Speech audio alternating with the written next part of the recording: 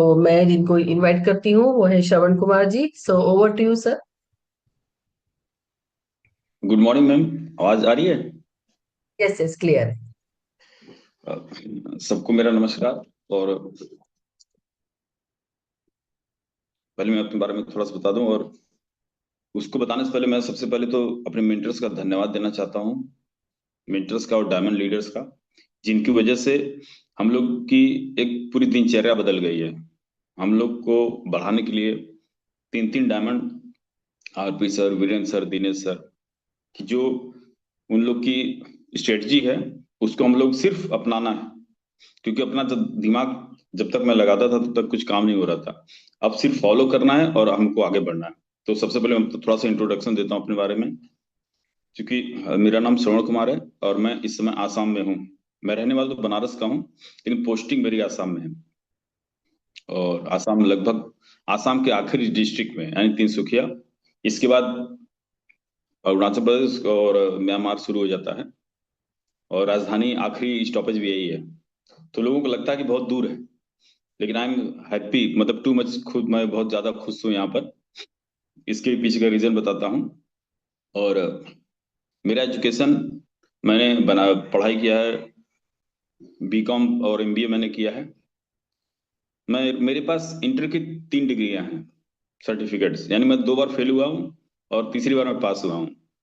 जब मैं 2 बार फेल हुआ तो लोगों ने कहा कि अब पढ़ाई छोड़ दो। तो मुझे महात्मा गांधी की याद आ रही थी कि यार वो भी तो 3 बार फेल थे।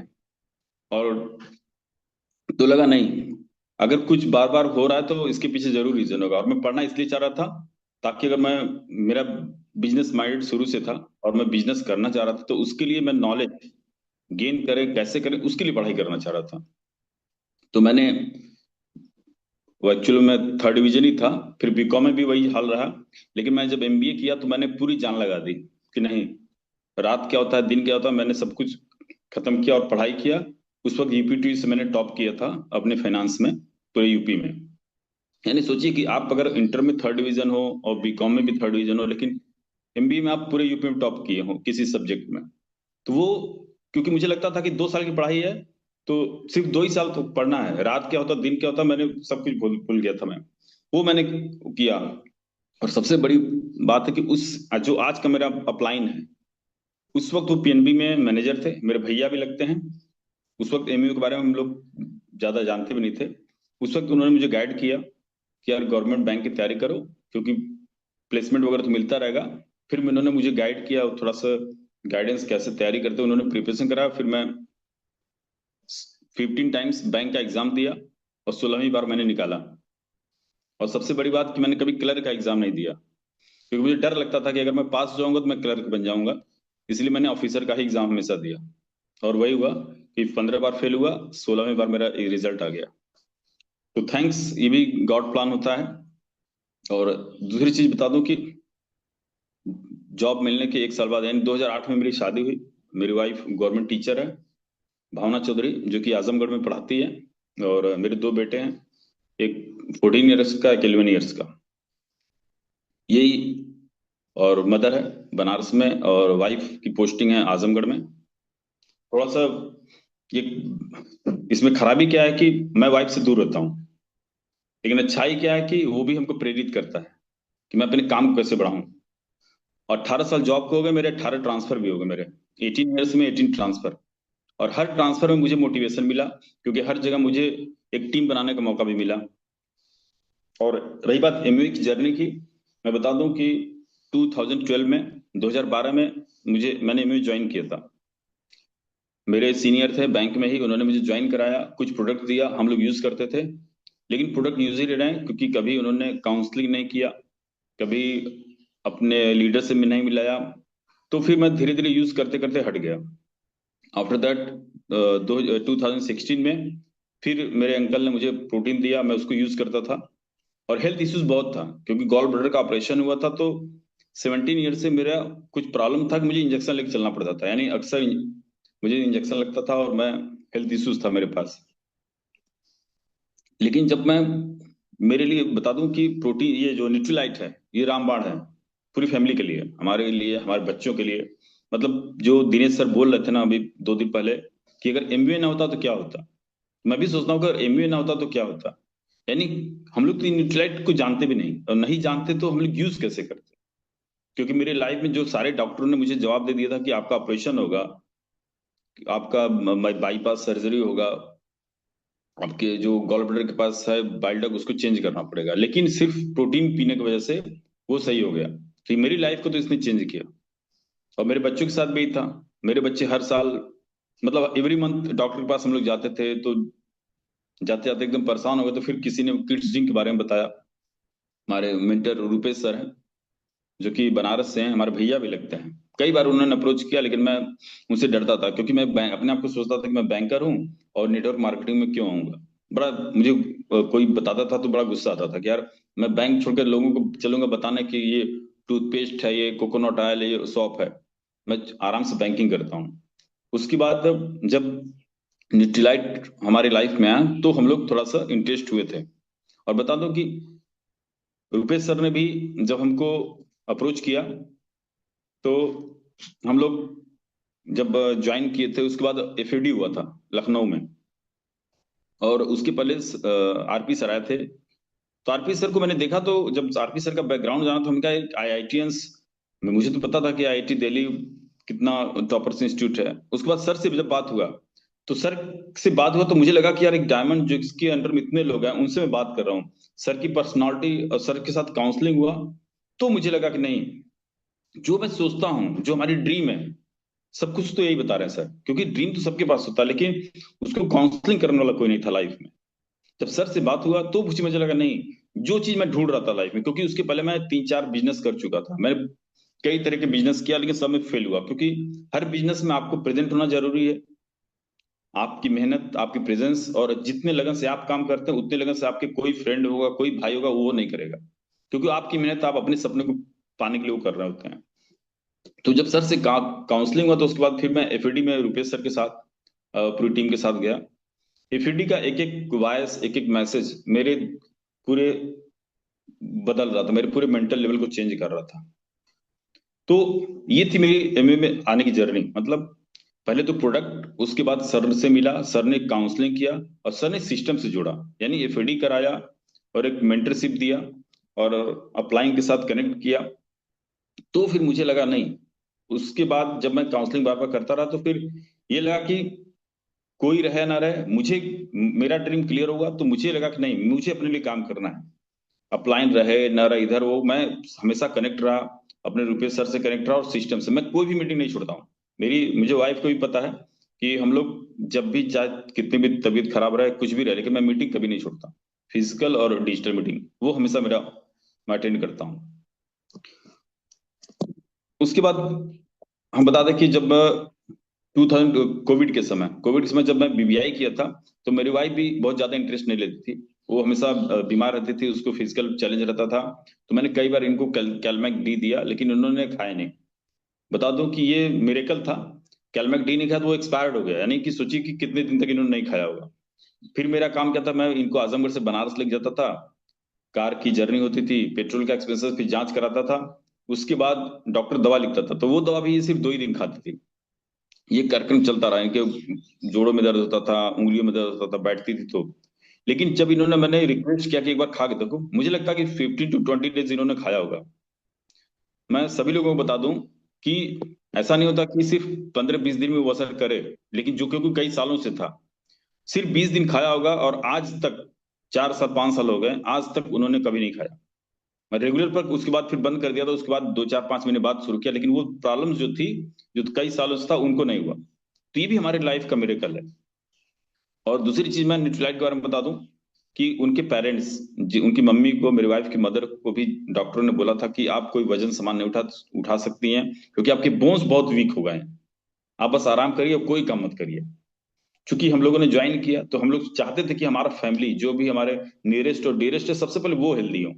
हम लोग यूजर हुए, और 100% यूजर, यानी हमारे घर में जो भी चीजें थी, जो भी एमवे के द्वारा आती हैं, चाहे वो होम होम केयर हो, चाहे जो भी हो, न्यूट्रीलाइट्स हो, एवरीथिंग इज, हमने सब कुछ चेंज कर दिया। चेंज करने के लिए मैं बता दूं कि शुरू शुरू में हमको लगता था कि बहुत महंगा है, लेकिन जब हमने धीरे धीरे लोगों को इसके बारे में स्पॉन्सर करना शुरू किया, जो इंसेंटिव मिलने लगा, हम क्या, ये तो ठीक है, हम पहले तो हमारे पास इंसेंटिव भी आता है, उसके बाद ये पैसा प्लस जो हम लोग कहीं बाहर लगाते हैं और वर्ल्ड का बेस्ट प्रोडक्ट यूज करते हैं, वो हमारे लिए सबसे अच्छा था। वही कॉस्ट, वही ब्यूटी केयर, वो न्यूट्रीलाइट जो सर अभी बता रहे थे दिनेश सर, कि ये अगर ना होता तो हम लोग को क्या होता, हम लोग को प्राउड फील होता था कि यार मैं डेली खाता हूँ एक वर्ल्ड बेस्ट प्रोडक्ट मल्टीविटामिन, उसको खाते हैं हम लोग, ओमेगा खाते हैं। और ओमेगा मैं कभी नहीं छोड़ता।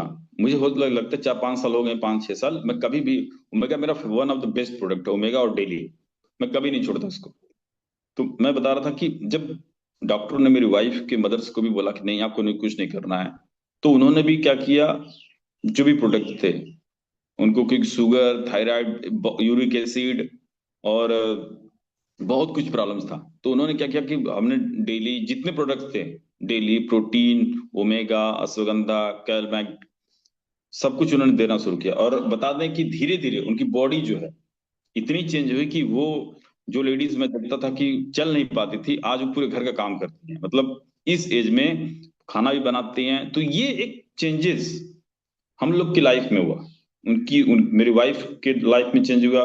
मेरे बच्चे बता दूं कि गॉड ब्लेस कि जब से वो किड्जिंग यूज किया, आज बच्चे हमारे 14 साल के हो गए, 5 साल का था, 7 साल का था, तब से हम लोग किड्जिंग यूज करते हैं। लेकिन कभी डॉक्टर के पास, कभी हुआ होगा कि गए होंगे, लेकिन हम लोग डॉक्टर के पास नहीं गए। यानी जो हम लोग मंथली जाते थे, उसके बाद कभी हम लोग डॉक्टर के पास नहीं गए। ये चेंजेस हुआ, ये न्यूट्रीलाइट की एक हमारे लिए तो वरदान है, हमारी पूरी फैमिली के लिए, मदर्स के लिए, वाइफ के लिए, बच्चों के लिए, तो हम लोगों ने कभी इसको नहीं छोड़ा। और दूसरा चीज मैं बता दूं, तो ये चीजें जो प्रोडक्ट था वो मुझे, हम लोग को बहुत ज्यादा अट्रैक्ट किया। और उसके बाद हम होगा कि सिस्टम, सिस्टम को लगा कि यार हमको जब कुछ इनकम करनी है, तो मैं बता दूं कि जब मैं बैंक में ही था, बिफोर एमवे, मैं प्रोटीन पीता था, तो मैं किसी और कंपनी में था, नेटवर्क मार्केटिंग में था, मैं पैसे के लिए काम करता था और पीता था प्रोटीन। तो मैं बैंक में जब कुछ लोग आते थे तो मैं बताता था उनको कि ये है वो, लेकिन मेरा कॉन्फिडेंस लेवल था ना, वो बड़ा वीक। मैं फील करता था कि यार जिस कंपनी में मैं हूँ इस समय, उसका प्रोडक्ट लोगों को शेयर करता हूँ, इसका प्रोटीन बताता हूँ, लेकिन मैं खुद तो न्यूट्रीलाइट का प्रोटीन पीता हूँ, तो वो कॉन्फिडेंस लेवल जो था ना मेरा लूज होता था। फिर मैंने कहा नहीं, ऐसा नहीं होना चाहिए। मैंने सर्च किया कि पता चला कि जब वर्ल्ड का बेस्ट प्रोडक्ट है, कंपनी है एमवे, और उसका हम न्यूट्रीलाइट, तो मैं कहा नहीं, हम पैसे तो मैं बहुत तरीके से कमा लूंगा, लेकिन जो प्रोडक्ट है, जो मैं हेल्थ मैंने खुद इकट्ठा किया, वो मैं लोगों को नहीं दे पाऊंगा। आफ्टर दैट मैंने क्या किया, फिर मैंने स्विच किया। फिर रुपेश सर हमसे मिले, कई बार उन्होंने अप्रोच किया, और जब उन्होंने हमको आरपी सर से मिलाया और एफएडी में ले गए, तो बताया ना, जब जब मैं एफएडी में गया, उसके बाद से आज तक, कभी कभी होता है कि मैं वर्किंग नहीं कर पाता हूँ, मैं एक्शन में नहीं रहता हूँ, लेकिन कभी भी मैं अपने आप को एमएस से अलग नहीं कर पाया। यानी मैं ये सोचता हूँ कि मेरे पास एक एक होप हो गई, एक उम्मीद हो गई कि मैं आफ्टर बैंक, यानी जब भी मैं वीआरएस लेता हूँ, मेरे पास एक सेकेंडरी इनकम है, मैं कहीं ना कहीं से बहुत कुछ बड़ा कर सकता हूँ। और जब मेरा, बताना कि मेरी 18 ट्रांसफर हुआ, 18 ट्रांसफर हुआ, जब मेरा आसाम में ट्रांसफर हुआ, तो मुझे बड़ा डर लग रहा था कि आसाम, एक नाम ही सोच के डर लगता था कि मैं आसाम में कौन जाएगा, क्योंकि पहले था ना कुछ, यहाँ पर एक संगठन था कि जो कि लोगों को वो करता था, तो मुझे बड़ा डर लगता। फिर मैं, कहा ना, मैं 2 महीना बैंक ज्वाइन नहीं किया। ट्रांसफर होने के बाद मैं जून से लेकर अगस्त तक ज्वाइन नहीं किया। फिर मैं अपने मेंटर आरपी सर के पास गया देहरादून, और आरपी सर के गाइडेंस में, आरपी सर थे प्लस आरपी सर की टीम थी, जो कि वहां पर हमको गाइड किया। उन्होंने बताया कि श्रवण, तुम्हारी गॉड प्लान होता है, क्योंकि 17 ट्रांसफर में तो नहीं डरा, लेकिन जो आसाम में ट्रांसफर हुआ तो मैं बहुत डरने लगा था।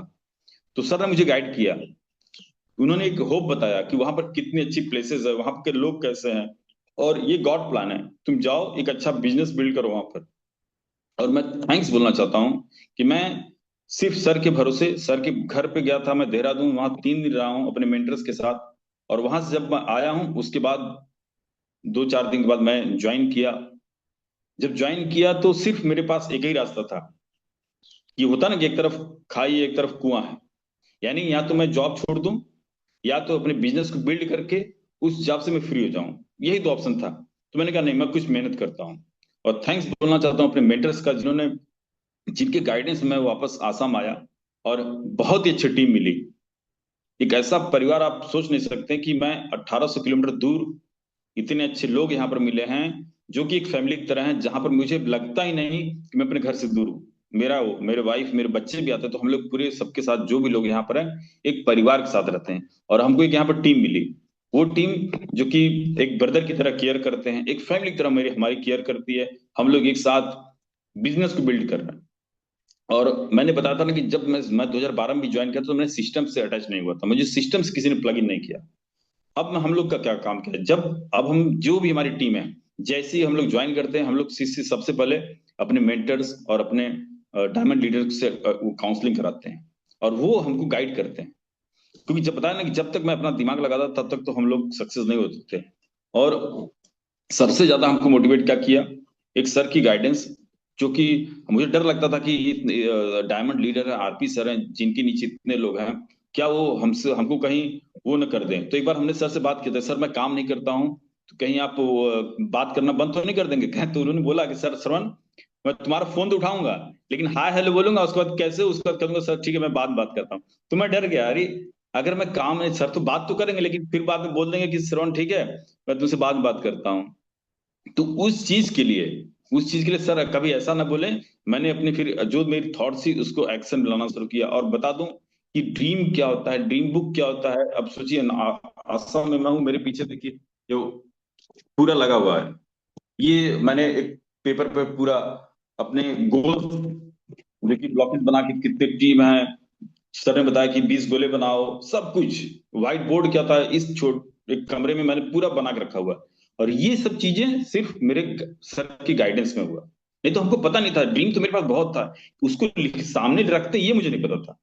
ये सब चीजें सर के गाइडेंस में, कम से कम एमवे ने हमको ये सब चीजें सिखाया कि हमको ड्रीम जब तक हम सामने नहीं रखते हैं तब तक हम उसको पूरा नहीं कर पाते। और ये बुक, मैं तो बस जो भी लोग इसमें नए होंगे मैं बताना चाहूंगा कि सिर्फ अगर हम अपने अप्लायंस से और मेंटर से रेगुलर कम्युनिकेशन करते रहें और मीटिंग रेगुलर अटेंड करते हैं, यानी सिस्टम से अगर हम प्लग इन है, कौन बंदा बीच में आता है कौन नहीं आता कौन जाता है उससे मतलब नहीं है। क्योंकि हमको जो नॉलेज मिला है ना, हमको अपने सपनों को पूरा करने के लिए वो काम करना है। और बुक्स बुक्स बता दूं कि इतने बुक्स मैंने रखा है, उसने ने पूरा माइंड चेंज कर दिया। जो जो बुक सर ने बताया कि सवाल ही जवाब है, और secrets of the millionaire's mind, business of 21st century, rich dad poor dad, बहुत सी बुक्स हैं। अ, ये सब बुक्स ने क्या किया कि मेरे पूरे माइंड को चेंज किया। बुक्स और सीडी, जब अब हम बताते कि जो सर ने ये मॉर्निंग मिरेकल शुरू किया, मैं कभी 7:30 बजे 8 बजे से पहले उठता नहीं था। लेकिन चूंकि चाहे डर की वजह से सर ने, मतलब जब मैं सोचता था कि नहीं उठूंगा, सर क्या करते थे, मेरा अफर्मेशन मुझसे स्टार्ट करवा दिया। अब अफर्मेशन बोलना है तो आपको उठना ही पड़ेगा। उठना पड़ेगा तो ऐसा नहीं कि आप सोकर उठ के तुरंत अफर्मेशन बोलना, उसके पहले गुनगुना पानी पीना है, अपने आप को रिफ्रेश करना है, यानी आधा घंटा पहले मैं उठ जाया करता था।